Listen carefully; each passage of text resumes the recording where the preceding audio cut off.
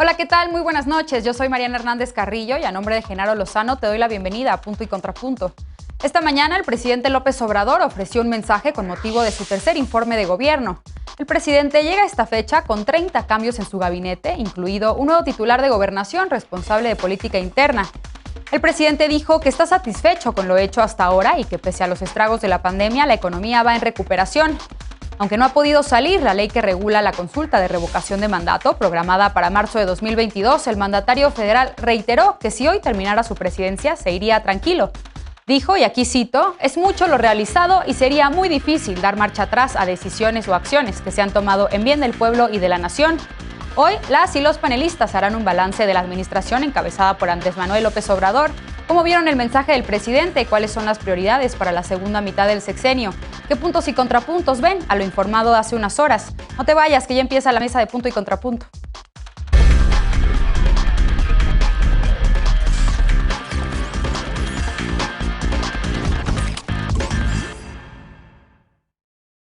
Este miércoles, el presidente López Obrador dio un discurso con motivo de la entrega al Congreso de su tercer informe de gobierno. Fue su 11º mensaje desde que inició su mandato en diciembre de 2018. Esto además de sus conferencias mañaneras, que según informó hoy suman 685. El presidente arrancó señalando que la transformación está en marcha, así lo dijo, y llamó al periodo que lo precedió como la gran farsa neoliberal, y que hay que seguir auspiciando el cambio de mentalidad del pueblo. La primera medida que destacó de su mandato fue la de parar en seco, así dijo, lo que llamó la tendencia privatizadora. Dijo que su gobierno ya no otorga concesiones a particulares en minas, agua, hospitales, puertos, vías férreas, playas, reclusorios y obras públicas, aunque las concesiones otorgadas previamente se mantienen, y que las privatizaciones más importantes que frenó fueron las del sector energético. Aseguró que no va a dejar a ningún pendiente y que al entregar la banda presidencial solo dirá misión cumplida, que si hoy terminara su presidencia se iría satisfecho, y enumeró 6 récords históricos de su gobierno: en recepción de remesas, inversión extranjera, incremento al salario mínimo, no devaluación del peso, no incremento de deuda y aumento del índice de la Bolsa Mexicana de Valores y de las reservas del Banco de México. Al hablar de programas de bienestar, dijo que las acciones tomadas hasta ahora son irreversibles y sentaron las bases de lo que ha llamado un periodo de transformación. Compartió la fórmula que permitió a su gobierno financiar programas sociales, combatir la corrupción y gobernar sin lujo ni frivolidad. Por supuesto, mencionó entre sus logros la construcción del Tren Maya, el aeropuerto Felipe Ángeles, la refinería de Dos Bocas y el Programa Nacional de Vacunación. Destacó también el aumento en el envío de remesas al señalar que en 2020 se enviaron 40.600 millones de dólares y este año se rebasarán los 48.000. Primer tema de la noche, y para debatir nos acompaña como cada lunes y miércoles Lisa Sánchez, directora general de México Unido contra la Delincuencia. Buenas noches, querida Lisa, ¿cómo estás? Muy bien, muy buenas noches. Miércoles de Mariana, mucho gusto de verles, ¿cómo están? Igualmente, bienvenida. También nos acompaña como cada lunes y miércoles Eder Guevara, antropólogo y fundador de Morena. Buenas noches, Eder. Hola Mariana, muy buenas noches a todas y todos. Alfredo Lecona, activista y analista. Buenas noches, Alfredo, bienvenido. Hola querida Mariana, gracias y buenas noches a todos y todos. Y también nos acompaña hoy María Clemente García, ella es diputada federal por Morena y activista LGBT y amiga de este programa. Buenas noches, María Clemente, bienvenida. Muchísimas gracias, Mariana, qué gusto compartir con todos ustedes. Bien, pues me quedo contigo, María Clemente, que justo como diputada federal recibiste en el Congreso pues este tercer informe en la Cámara de Diputados, hoy que se instaló la legislatura número 65. ¿Qué balance hace sobre el informe que dio el presidente López Obrador? Vamos a hablar durante todo el programa, desde luego, sobre temas también de seguridad y de bienestar, pero como un primer punto, ¿qué balance haces, qué destacarías como logros, pero también como retos? Mira, Mariana, pues sí, yo creo que el presidente llega ahora con un índice de aprobación del 61%, que es justamente el doble de lo que tenía en este mismo periodo Enrique Peña Nieto. Yo creo que el presidente llega a la mitad de este sexenio fortalecido, ¿no? Pasando una de las crisis sanitarias más fuertes que se ha tenido en el mundo desde 1918 y que ha desencadenado una contracción de nuestra economía del 8.5%. El presidente llega a un tercer informe de gobierno, sí, con ajustes en su equipo, pero estos son para fortalecer, como hemos visto, su relación institucional con el Senado de la República, y también próximamente lo veremos hacer lo mismo para fortalecer estas relaciones con la Suprema Corte de Justicia. Destacamos aquí que esta Cámara de Diputados Morena ha impulsado una bancada histórica con líderes sociales de distintos movimientos, con legisladoras y de la población de la diversidad sexual, que vamos a buscar que a mitad de este sexenio sentar bases jurídicas para el reconocimiento pleno de nuestros derechos, ¿no? Hemos logrado sentar bases para la transformación, y ello implica que somos el país que logró una transición democrática por la vía pacífica, y que en concordancia con nuestras instituciones buscamos dar continuidad, ¿no?, a esta transformación que estamos llevando en México, y estamos por eso buscando que se refrende el apoyo a la Cuarta Transformación este próximo marzo del año que viene, para refrendar el apoyo a nuestro presidente Andrés Manuel López Obrador. Uno de los grandes desafíos, sin duda, para este gobierno es que nuestra región ha sido lograr permanecer, la permanencia de los cambios, ¿no?, por encima de las figuras políticas. Queda claro que la transformación tiene un líder, pero que no se reduce a una persona, sino que es una conjunción de miles de ciudadanas y ciudadanos, de millones que deseamos hacer real el cambio verdadero y hacer historia de la mano de las instituciones que están buscando el bienestar del pueblo. Contrario a lo que la oposición pregona, las bases de la Cuarta Transformación son institucionales, no son fácilmente reversibles, y que la voluntad del pueblo puede ver más allá de los intereses de un grupo minoritario que durante años ha asumido la marginación a la mayoría del pueblo de México. A ver, Alfredo, estoy segura que tienes algunos contrapuntos, pero efectivamente María Clemente habla sobre el índice de aprobación del presidente, y pues llega a este tercer informe a la mitad de su sexenio con un alto índice de aprobación todavía. ¿Cómo lo ves tú? ¿Cómo viste el tono del informe? Y bueno, desde luego, ¿qué destacarías a la mitad de su sexenio? Sin duda llega muy fuerte en cuanto a su popularidad, a lo que más le importa, él. Pero yo empezaría incluso desde la forma en la que se ha promocionado este tercer informe, ¿no? El famoso eslogan de hechos, no palabras, porque sinceramente un presidente que se sostiene con palabras, con saliva, presidente que vemos todos los días estar ahí frente a la opinión pública, echándose monólogos de horas, pues por supuesto que ha caído en innumerable cantidad de ocasiones en contradicciones y en esa tensión permanente que hay siempre entre los hechos y las palabras, tratándose de Andrés Manuel López Obrador. Entonces, pues hoy con este informe intenta hacer como una declaración contundente de romper ese divorcio que tiene de los hechos con las palabras, y pues creo que se sigue mordiendo al final mismo la cola con la palabrería como con palabrerías como la que hoy vimos, ¿no?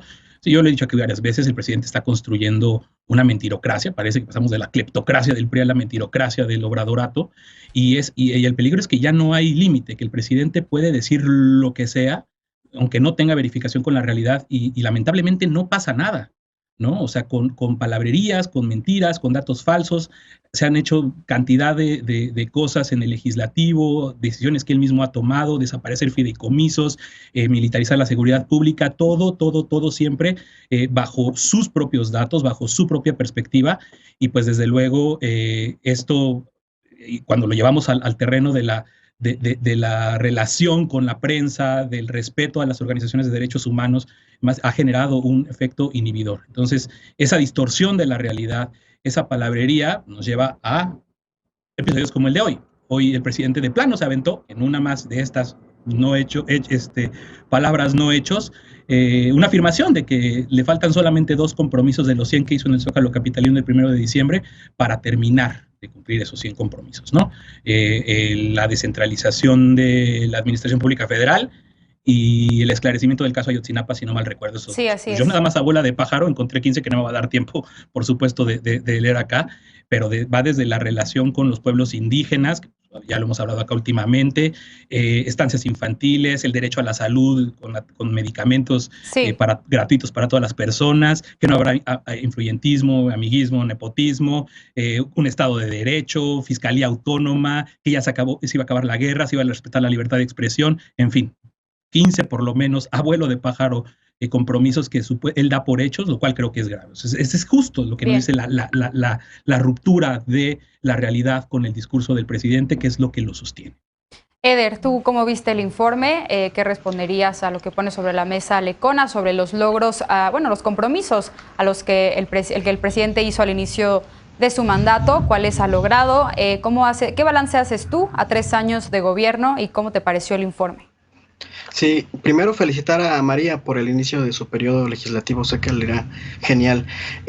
Supongo que 6 de cada 10 personas en México tenemos atrofiada la perspectiva, como sugiere Alfredo, y que no vemos lo fatalista o lo fatal que es este gobierno, pero a mí me gustaría referirme a 3 datos que no son los del presidente López Obrador para contextualizar el informe que hoy dio y por qué habla de hechos y no palabras. Lo primero es el escenario catastrófico que en 2020, en mayo, junio, julio, nos vaticinaban la oposición y la academia, que no son lo mismo, por eso separo, nos vaticinaban para este momento.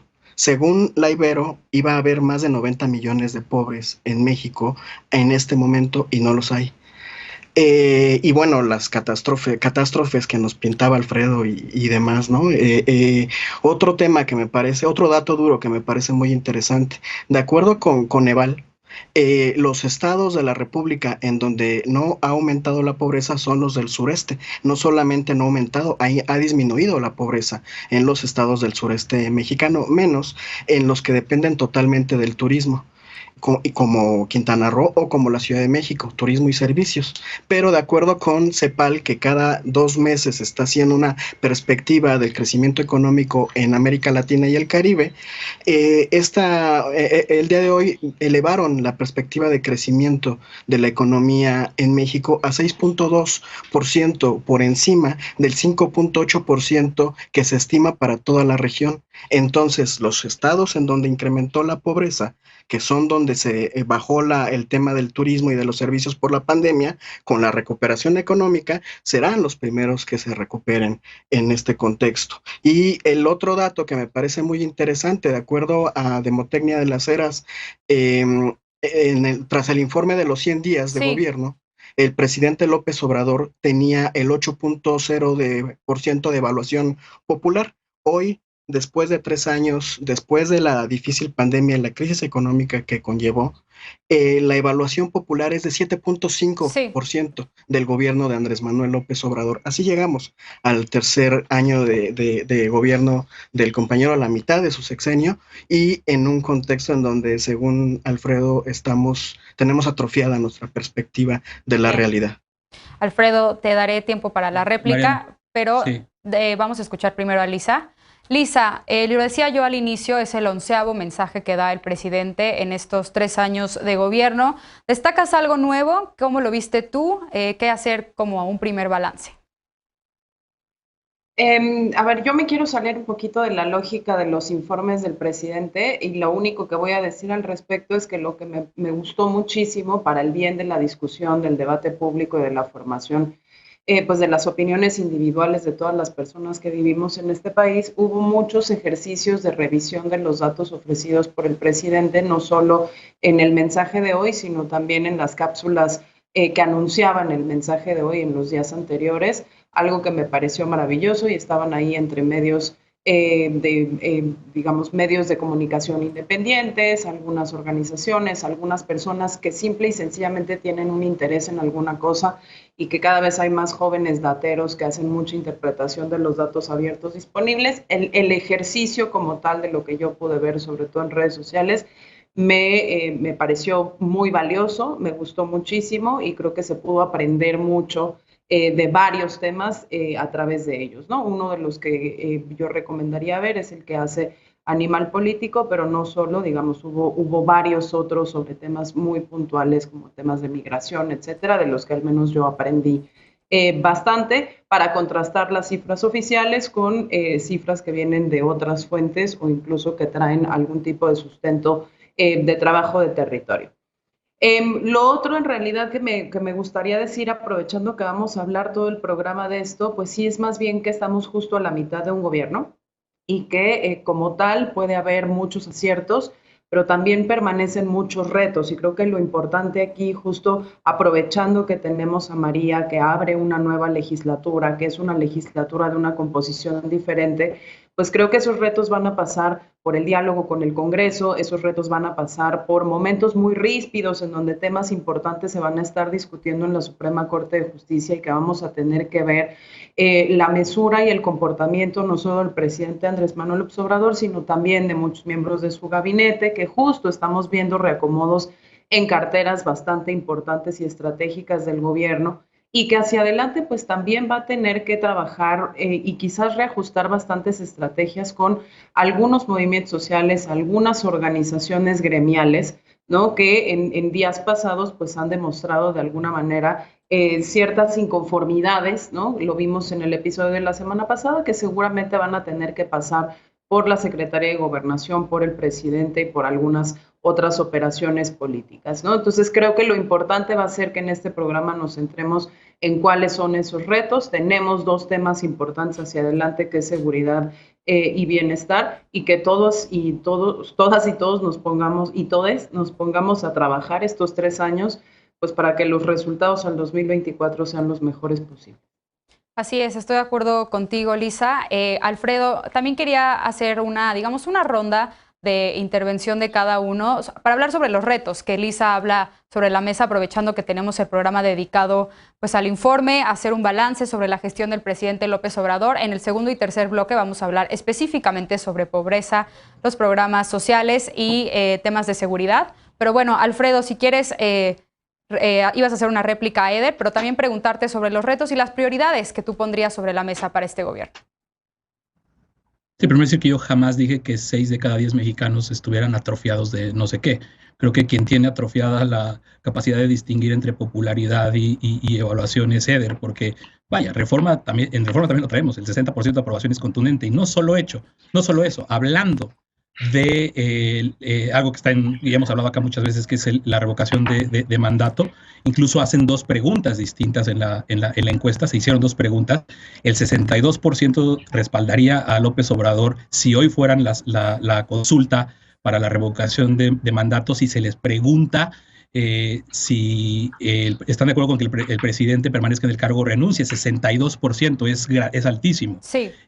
Si la pregunta cambia, y es que si quieres que el presidente López Obrador concluya su sexenio, incluso aumenta el sí a un 70%. Entonces no tiene nada que ver eso.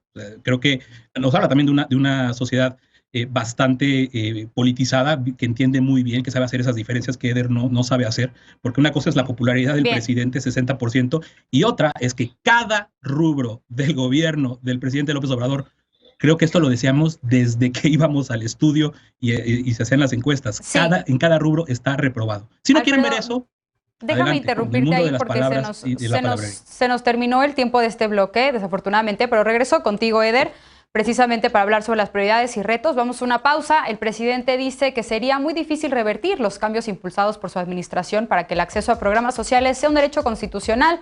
¿Qué piensa la mesa de esta noche? ¿Hay un antes y un después del mandato de Andrés Manuel López Obrador? Volvemos con esto a punto y contrapunto. No te vayas.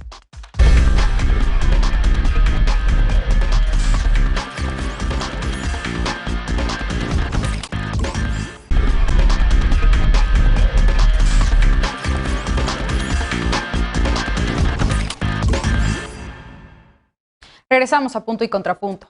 Si un tema es prioritario para el presidente López Obrador, son los programas de bienestar. Esta mañana dijo que 7 de cada 10 hogares se benefician con alguna beca o subsidio otorgado por el Estado y que sería muy difícil revertir estos programas, pues ya son un derecho consignado en la Constitución.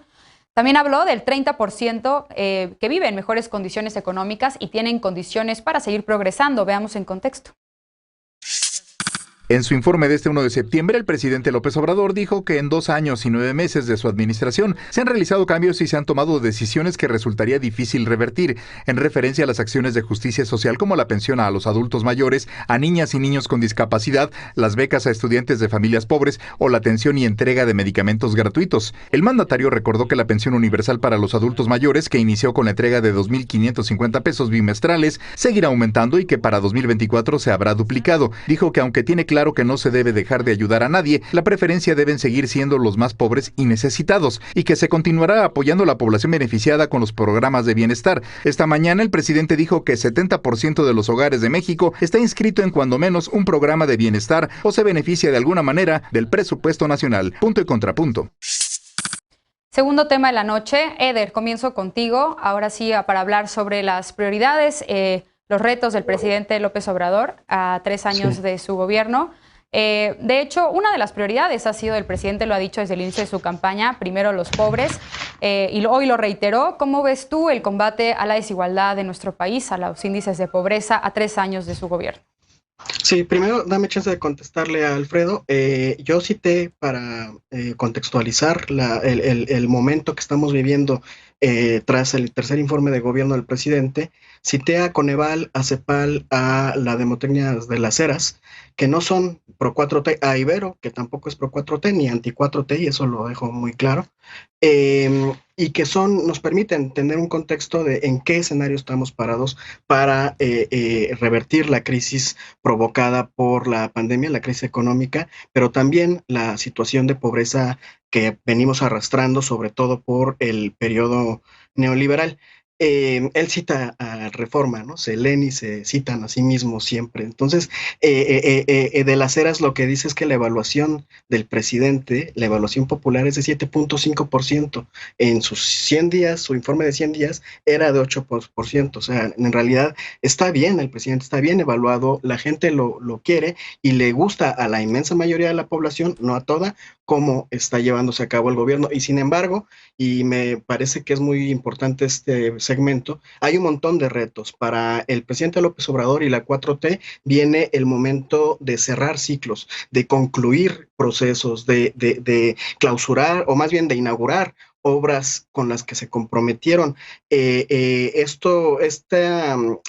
Tercer informe marca justamente este momento en el que está haciendo ya cambios estratégicos el presidente dentro de su equipo para poder avanzar hacia la consolidación, no solamente hacia el cierre de las obras de infraestructura tan importantes que tiene la 4T, como el tema del aeropuerto, el Tren Maya, del tren transísmico, sino también compromisos con las comunidades, sí, compromisos concretos como los que se han hecho en los pueblos yaquis, en la zona de las comunidades que van a atravesar el Tren Maya. Y otro de los grandes retos que tiene en este momento y que él ha pedido a sus responsables del gabinete y del gabinete ampliado que cierren el paso, es a consolidar la entrega de programas sociales. Ahora que se va a ampliar sí, el tema de adultos mayores, pues se tuvo que ampliar el padrón, y lo que él pide es que se verifique que no haya ninguna persona que necesite una pensión o una beca que se quede sin ella en todo el país. Consolidar y cerrar es lo que está ahorita en juego, y veremos la eficacia de la 4T en esta nueva etapa. Lisa, efectivamente desde el inicio de los programas sociales ha habido esta controversia por el impacto que realmente tienen en la disminución de la pobreza, en garantizar el bienestar social. También en este espacio hemos hablado de las cifras recientes del aumento de la pobreza por parte del Coneval, pero a este corte, a la mitad del sexenio, en este aspecto, ¿cómo lo ves tú? ¿Vamos por el camino correcto? Yo creo que, a ver, evidentemente en temas de distribución del ingreso todavía hay una brecha muy importante que cerrar. Hemos platicado muchas veces en esta mesa justamente que pues nadie se opone a que existan los programas sociales, pero lo que sí habíamos señalado varias veces es que esos programas sociales tendrían que acompañarse de mejoramientos en los sistemas de información, de mayor transparencia, y de acuerdo a las propias cifras de Coneval, que forma parte, digamos, de las autoridades en el tema del gobierno mexicano, pues faltaría todavía trabajar las dinámicas de dispersión para que pudieran llegar de manera muchísimo más focalizada a quien lo está necesitando más. Habiendo dicho eso, de nuevo, salgámonos nada más como de estas conversaciones de blanco y negro y pensemos un poco más allá. Creo que al gobierno en turno le quedan 3 años, que parecería además que este año no va a volver a ser, para un tema de una reforma tributaria realmente progresiva, en donde más allá de los discursos y la distribución de los recursos disponibles, pues sí podamos tasar más a las fortunas mayores, que ya no sea solo un tema de recaudación de los grandes deudores, sino que pensemos realmente que haya un pago de impuesto justo, acorde a los ingresos que se tienen, pero no solo para engrandecer las arcas de un gobierno que después no los puede traducir en servicios públicos de calidad, sino que también esos servicios lleguen a la gente, lleguen con la calidad que se necesita, con la pertinencia, la rapidez con la que se necesita y que justamente pues se haga esto una especie de política de Estado y entonces sí el presidente pueda cerrar su sexenio diciendo será irreversible porque no solo está en la ley, no solo hicimos una reforma constitucional, será irreversible porque se creará una demanda justamente permanente por este tipo de políticas y habrá entonces una retribución justa a las y los mexicanos que pagamos impuestos y que quisiéramos poder contribuir todavía más de lo que lo hacemos, pero a cambio justamente de un gobierno transparente, de un gobierno eficaz, de mejores servicios y de mejores resultados. Sí. Además del tema de esa reforma fiscal, creo que otra de las cosas que sí nos toca ponernos a discutir, pues es un poco el futuro de los estados de bienestar en toda la región, no solo en México, y del tema de gasto social, que sobre todo en el tema de la pandemia, lo que sí vimos es que si bien México tenía sus programas sociales, pues comparativamente con muchos otros países de la región, no aumentó su gasto social para dar una respuesta seria al tema de la pandemia y creo que como no vamos a salir de esto muy prontamente, sí valdría la pena que reorientáramos entonces esa discusión a ver qué más se puede hacer y no neceáramos única y exclusivamente sobre los puntos técnicos de si sí llegó, si no llegó, si tus números o mis números, sino ya realmente ponernos a tener un debate nacional más claro sobre la política económica y social del gobierno. Alfredo, ¿cuál es tu balance en términos de combate a la pobreza, desigualdad, los programas sociales, en medio de la pandemia que, como dice Elisa, pues no ha terminado y que sigue afectando el ingreso de los hogares? Pues absolutamente insuficientes, ya lo decía Elisa, pero hay bastantes indicadores que nos dan cuenta. Vaya, lo hemos debatido aquí cuántas veces cómo no se incrementó para nada el gasto social para la pandemia. O sea, el presidente lleva todas las veces que se refiere al tema presumiendo que lo hizo hoy, que en 7 de cada 10 hogares ya hay programas sociales y llega algún programa social y con datos del INEGI, hoy Gatitos contra la Desigualdad, esta cuenta que ya hemos referido acá, que usa datos oficiales, datos duros para contrarrestar lo que se pone a veces en debate público en términos o en temas de desigualdad, daba 5 desmentidos sobre 5 frases falsas del presidente que hoy se dieron, ¿no? Una de ellas es esa. 70% de los hogares ya cuenta con un programa social, cuando citando al INEGI, usando los datos del INEGI, pues ya lo hemos también hablado acá, solo es el 30% de los hogares, o sea, 3 de cada 10, cuando en 2016 era 31%. Que los programas sociales se aplican de abajo para arriba, bueno, realmente en 2020 solamente llegaron el 43% de programas sociales a los deciles más bajos, mientras en 2016 era el 67%. Otro dicho, la política de austeridad ha permitido financiar los programas sociales para los más pobres y marginados. Hechos, la política social no se benefició de la disminución brutal del presupuesto en otras secretarías y entidades. Esos son 3 de varios indicadores que se están desmintiendo de lo que hoy se dijo, y yo no entiendo cuál es el problema de meter o de hablar, el mismo Eder lo dijo, de cómo está la opinión pública respecto al presidente evaluando cada una de los rubros, ¿no?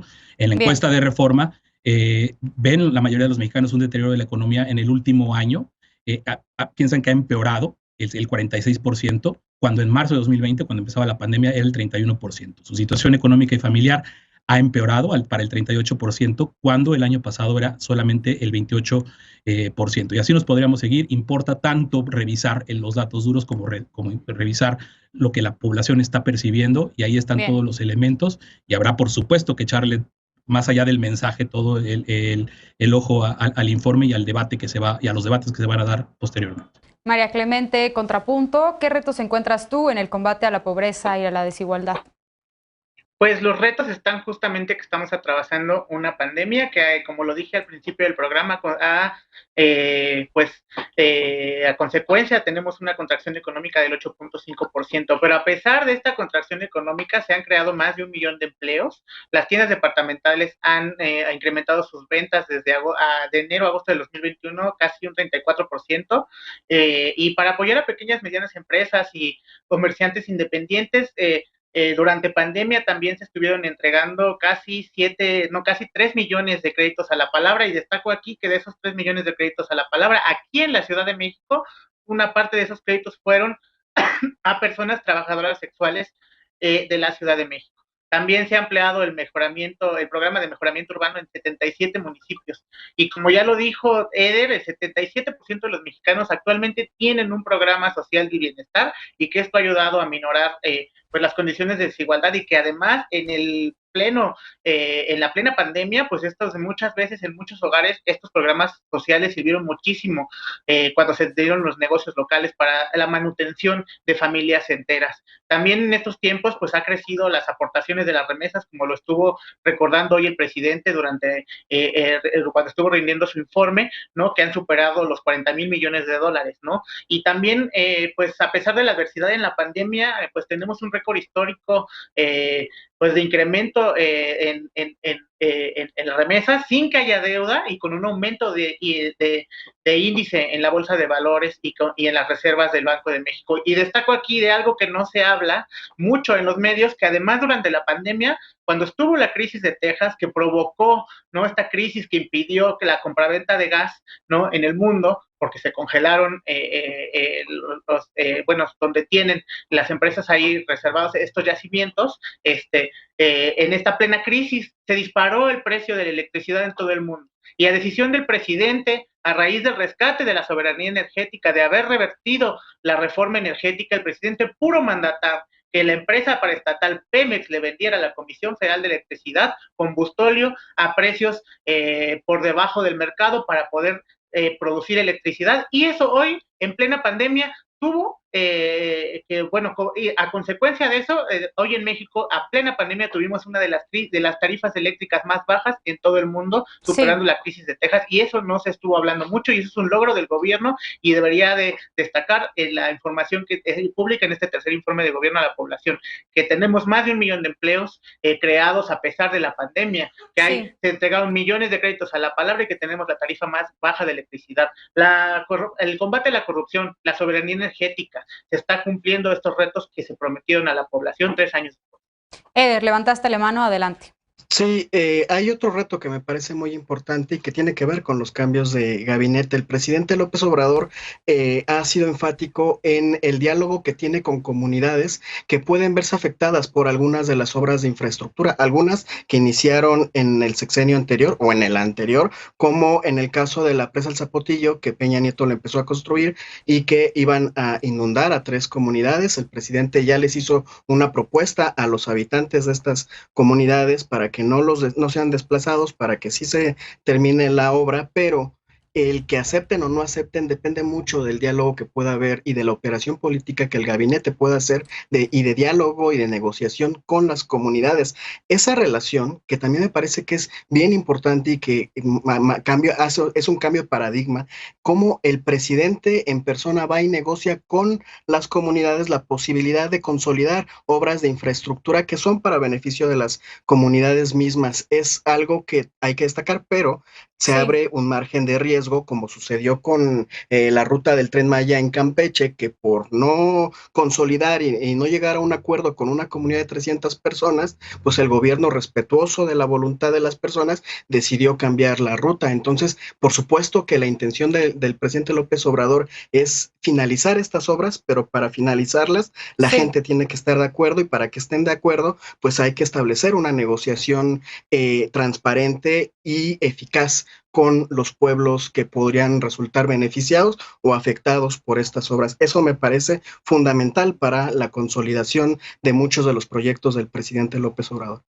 Bien, déjenme hacer una pausa para regresar con el tercer tema de este informe. El presidente López Obrador reconoció que 3 delitos no han descendido: feminicidio, extorsión y robo en transporte público.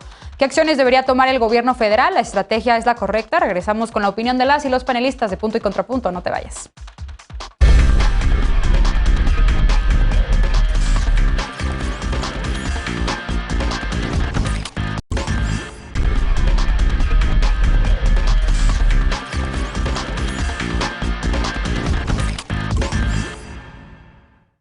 Estamos de regreso en Punto y Contrapunto. Esta mañana el presidente López Obrador dijo que en su gobierno se ha avanzado en el combate a la inseguridad. Señaló que todos los días recibe reportes sobre esta materia para tomar decisiones que permitan enfrentar los distintos delitos y garantizar la paz.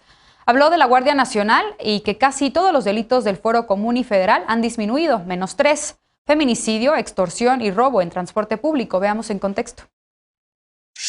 En materia de seguridad, el presidente López Obrador señaló que de los 11 delitos de mayor impacto, solo 3 siguen creciendo: feminicidio, extorsión y robo en transporte público. La incidencia del feminicidio aumentó 13% en el último año. El mandatario dijo que posiblemente esto se deba a que antes no se clasificaba adecuadamente. Según el informe de seguridad presentado hace 10 días, entre diciembre de 2017 y noviembre de 2018, se registraron 869 feminicidios en el país y entre agosto de 2020 y julio de 2021 fueron 988. Respecto a los homicidios, el mandatario citó que según reportes del INEGI hubo una pequeña disminución. De acuerdo con cifras del Secretariado Ejecutivo del Sistema Nacional de Seguridad Pública, 2019 cerró con 29.048 homicidios dolosos y 2020 con 28.834, una disminución de 0.74%. En marzo de 2020, la Secretaría de Seguridad Pública informó que se había frenado el alza constante de homicidios. Hace unas semanas, se informó que en el primer semestre de este año, este delito bajó 4% respecto al mismo periodo del año anterior. 46% de los homicidios dolosos se concentra en 50 municipios del país. En 2020 eran otros municipios los que concentraban este delito. En su mensaje, el mandatario no habló de crimen organizado ni de combate al narcotráfico, aunque sí destacó la creación de la Guardia Nacional en operaciones desde 2019. Dijo que a la fecha la integran 100,000 elementos y que se han construido 189 cuarteles. Punto y contrapunto. Tercer tema de la noche, Lisa, nuestra experta en temas de seguridad. ¿Hay algo que celebrar en esta materia a 3 años de que inició el gobierno del presidente López Obrador? Sobre la reducción de los delitos que él habló en su informe, ¿es significativa? Tú nos haces hincapié siempre en también observar las tendencias. ¿Realmente es significativo? ¿Qué decir de esto? Creo que hay una cosa que celebrar y es que justamente en materia de seguridad el presidente empezó con un reconocimiento de que al menos del reporte que le pasaron estos 3 delitos estaban al alza. Y lo resalto porque creo que, o espero que esto tenga que ver con el cambio de liderazgo en la Secretaría de Seguridad y Protección Ciudadana, donde ahora hay una mujer que por lo menos, si realmente este informe se trabajó en conjunto con las dependencias, pues demostraría que es una persona que está mucho más dispuesta a seguir analizando este tema como retos pendientes y no con discursos triunfalistas. Ojalá sea así, ojalá no me esté equivocando. Ahora, sobre las cifras que dio el presidente y justo en el tema de las tendencias, creo que una de las principales cosas a observar es cuáles fueron los periodos de comparación que se dieron para el tema de las reducciones, porque si bien hay varios delitos que traen algunas reducciones más marcadas en algunas regiones, más marcadas en algunos meses, cuando comparamos justamente las tendencias, por ejemplo, si estamos a un informe de mitad de gobierno, entonces tendríamos que comparar el mismo periodo de tiempo de la última parte del gobierno anterior para realmente poder atribuirle a las acciones de este gobierno un cambio significativo en esas tendencias. Y ahí pues sí tuvimos disparidad en el tema de la medición de acuerdo a un ejercicio pues justamente de fact-checking que hicimos en México Unido contra la Delincuencia. Por ejemplo, en el tema del feminicidio, que el presidente hablaba de una reducción, si no me equivoco, del 13%, lo que encontramos cuando comparamos todo el periodo, todo el primer trienio de Andrés Manuel con el último trienio de Enrique Peña Nieto, pues lo que vemos es un aumento del 30%, no del 13%. Puede ser, y es cierto, que el tema de la definición de feminicidio es distinta en varios códigos penales estatales. Puede ser que tiene que ver con una mayor voluntad del gobierno de investigar el feminicidio y por lo tanto estamos viendo más carpetas de investigación iniciadas sobre el tema, pero lo importante es pues que justamente se nos den las cifras correctas. Hubo otras, por ejemplo, que también estuvimos verificando sobre el tema, por ejemplo, de extorsiones, también hubo una disparidad ahí. En el tema de robo, por ejemplo, con vehículo, también hubo un crecimiento muy importante. Es decir, dependiendo el delito que selecciones para el periodo que selecciones, los datos pueden arrojar tendencias favorables o en realidad tendencias desfavorables de mayor proporción. Creo que lo importante son 2 cosas y lo retomaba una de nuestras colegas, que es Lilian Chapa, que trabaja en el World Justice Project y está muy metida en el tema policial. Uno, sí sabemos en dónde están los 100 municipios y los 10 municipios más violentos de México, entonces ya no debería ser solo una estrategia de seguridad para la contención del crecimiento del homicidio, sino para la reducción de los homicidios, ¿no? Eso por una parte. Y por el otro lado, pues sí viendo que una de las cosas que más importan siguen siendo los delitos dolosos, que son fundamentalmente competencia de las policías estatales y federales, entrarle de nuevo a este tema pendiente que sí está en la agenda de la profesionalización policial y del Programa Nacional de Desarrollo Policial y Justicia Cívica. Entonces lo dejaría acá, pues simplemente invitando a que visiten estos ejercicios de revisión de cifras. Eder, ¿qué decir de la estrategia de seguridad seguida hasta ahora ante los índices de violencia e inseguridad que enfrenta el país? Lisa ya ponía sobre la mesa el tema del cambio en el gabinete de seguridad del presidente. ¿Qué decir de todo esto? Sí, y también el cambio de secretaria de Gobernación creo que será importante para el tema de seguridad. Y hablando de secretaria de Gobernación, uno de los grandes méritos de Olga Sánchez Cordero fue que por fin se empezaran a recuperar y a investigar todos los asesinatos de mujeres como feminicidios en primera instancia. No podríamos comparar cómo estamos ahorita en índice de violencia feminicida con respecto a los sexenios pasados, porque todas las cifras las maquillaban. Si sabemos y si tenemos un aproximado de la situación de la violencia feminicida, es gracias a las colectivas, a la academia y a las activistas feministas que sí le daban un seguimiento más puntual a los casos. El Estado no tenía cifras fidedignas, y a mí me sucedió con un ministerio público en donde por desgracia hubo un feminicidio, pero como el victimario se suicidó, entonces el juez no quiso reconocer el crimen como un feminicidio, argumentando que ya no había a quién perseguir, y como eso sucedió en todo el sexenio de Peña Nieto. Entonces comparar ahí sería muy complicado. Qué bueno que se reconocen las cifras ahora sí de manera oficial, qué bueno que el presidente López Obrador ya lo verbaliza como uno de los grandes retos además que tiene su gobierno, y pues sí creo que se tienen que establecer estrategias muy claras y diferenciadas a la estrategia general de pacificación que tiene el presidente, que me parece que yo creo que vamos por la ruta adecuada. Efectivamente los resultados no son tan buenos como quisiéramos. Todo mundo querríamos que en este país ya no haya homicidios dolosos como los hay con tanta frecuencia diariamente, sí, pero son procesos bien complejos, y lo que yo tengo muy claro es que si este presidente con esta estrategia, con la transparencia y la honestidad con la que se rige, no ha podido tener mejores resultados, ninguno otro lo tendría. ¿Qué se está haciendo? Se están construyendo las bases para que cada vez haya mejores resultados, y en ese sentido me parece que es muy importante cuando hablamos de profundizar y de cerrar ciclos, porque uno de los temas que viene en puerta y que se tienen que preparar en la Secretaría de Seguridad, en Secretaría de Gobernación y las Secretaría de la Defensa Nacional es la consolidación territorial de la Guardia Nacional, y que en 2003 por fin las Fuerzas Armadas dejen de hacer tareas de seguridad pública. Ese reto, que ya tiene fecha fija, es uno de los más importantes a los que les tendremos que dar seguimiento. Yo estoy convencido de que lo van a lograr, pero es enorme el reto. Insisto, si el presidente López Obrador tiene estos resultados tan magros, no creo que en este momento algún otro actor político pudiera estar mejor. Y sobre el reto de los homicidios dolosos que plantea Ceder, yo sumaría también pues los homicidios que ocurren únicamente por razón de género, los feminicidios, ¿no? Y la violencia contra las mujeres. De odio. Y el crímenes de odio también. Así es. María Clemente, ¿qué retos encuentras tú en materia de seguridad? ¿Qué balance haces a 3 años de gobierno? ¿Cuáles son las prioridades, las acciones prioritarias que debería tomar el gobierno federal para combatir la violencia y específicamente también la violencia contra las mujeres? Pues yo creo que el principal reto en materia de seguridad en este momento es sumar a los gobiernos estatales, ¿no? Y que la ciudadanía también exija más resultados a sus gobiernos locales, puesto que 4 de las 5 ciudades más violentas de todo nuestro país, como bien dijo Lisa, ya sabemos dónde están, son gobernadas por la oposición. Y no se trata de politizar el tema de la seguridad, sino de señalar claramente que para pacificar México es necesaria la colaboración en todos los niveles de gobierno, ¿no? Y que las policías municipales comiencen a hacer un trabajo en materia de delitos del fuero común.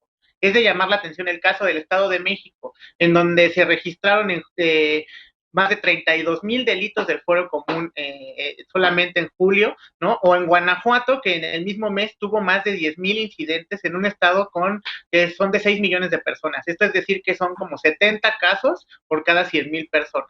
Asimismo, Guanajuato tiene 2 de los 4 municipios con mayor número absoluto de homicidios en el país, en donde León en 2020 se registraron 633 homicidios dolosos, ¿no? Y Celaya es el indicador de que fue también con 493 casos de personas asesinadas, ¿no? Si se habla pues de una estrategia a nivel federal, claro, pero en materia de seguridad los estados están quedando a deber, ¿no? Y además se rehúsan a trabajar coordinadamente.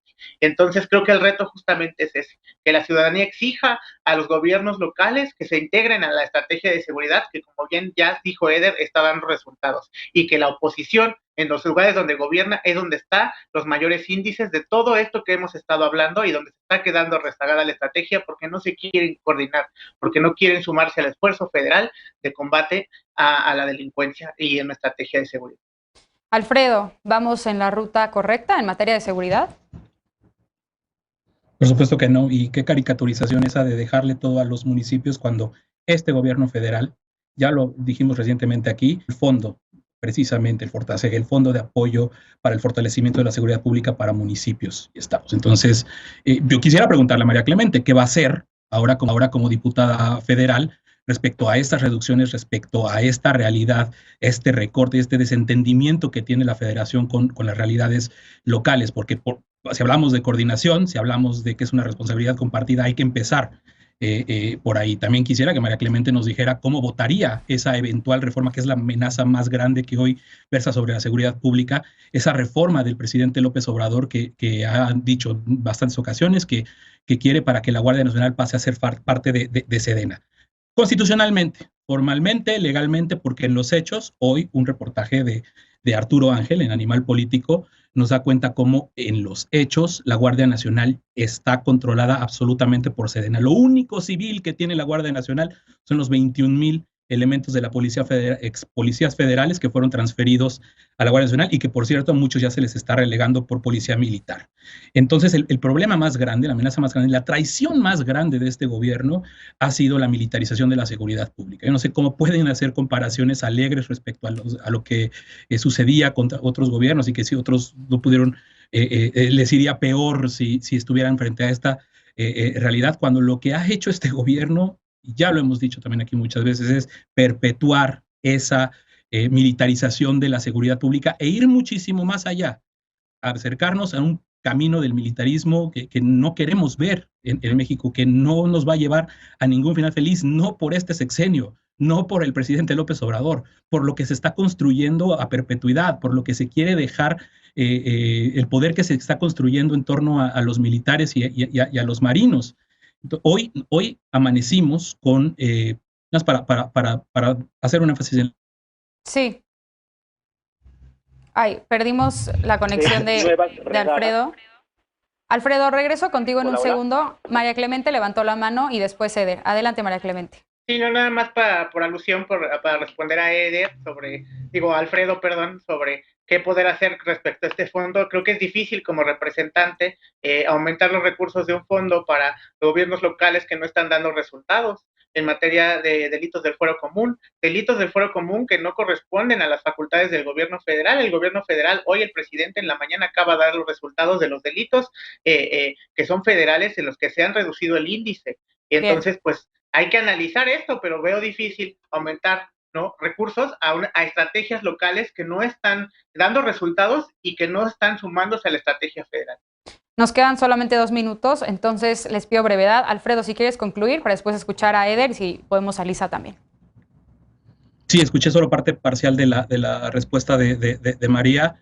No, por ahí quisiera saber entonces que nos dijera dónde está viendo ella la coordinación y la posibilidad, porque nada más decir que no les van a dar dinero a quienes están haciéndolo mal invisibiliza una obligación constitucional que tienen para fortalecer policías. Y la pregunta es, ¿cómo votarías tú, María Clemente, la reforma que quiere el presidente para llevar la Guardia Nacional a la Constitución? Bien. Así de sencillo, así de claro, para perpetuar la seguridad pública en manos de militares. Eder. Sí, yo me gustaría platicar con María sobre ese tema. Espero que vote a favor de la iniciativa del presidente López Obrador, pero hay que hacer una evaluación muy clara cuando se presente la propuesta. Me parece que es muy importante hacer un señalamiento. Ahorita Alfredo decía que hay un desentendimiento de lo local. La Guardia Nacional, en los cuarteles que se están construyendo en la Guardia Nacional, se hacen en coordinación con las autoridades municipales y estatales. De pronto ha habido casos, ya sabemos de varios, en donde incluso a las policías municipales se les ha tenido que desarmar porque son parte del problema de la inseguridad y la violencia en el país. Entonces, la coordinación con las autoridades municipales, estatales, por parte de la Federación, para que la Guardia Nacional se haga cargo de la seguridad pública de esos territorios, es atender la seguridad desde lo comunitario y es trabajar desde una estrategia nacional, mientras que se van fortaleciendo mecanismos para que también los municipios, por supuesto, también tengan a su institución de seguridad confiable y que sirva para el proceso de pacificación y no para lo contrario. Lisa, finalmente y brevemente, por favor. Es una precisión nada más rapidísima. Tanto el homicidio como el secuestro, como la extorsión, como el feminicidio son delitos del fuero común, no son delitos del fuero federal, de manera que las cifras que presentó hoy el presidente tienen que ver justamente con la capacidad de investigación y de resolución también de las fiscalías locales, no solo de la Fiscalía General de la República. Es una precisión, yo sé, muy técnica, pero creo que es importante que no mezclemos los fueros con delitos dolosos, que su carácter es que dejan víctimas. Así es. Se terminó el tiempo del programa. Creo que necesitamos otro para seguir discutiendo la gestión del presidente López Obrador. Vamos a un corte y regresamos con la paparrucha de esta noche. A punto y contrapunto, no te vayas.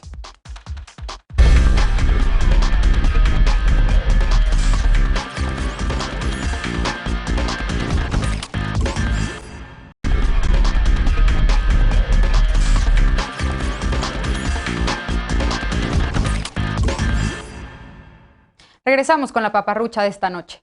La vacuna Abdala, desarrollada en Cuba, avanza en México. El lunes, la Comisión Federal para la Protección contra Riesgos Sanitarios, la COFEPRIS, emitió una opinión favorable para esta inmunización, que es la primera fabricada en América Latina contra la COVID-19. Te recordamos que esta opinión es solamente un avance en el proceso de aprobación y su uso todavía no está avalado, así que aguas con las paparruchas.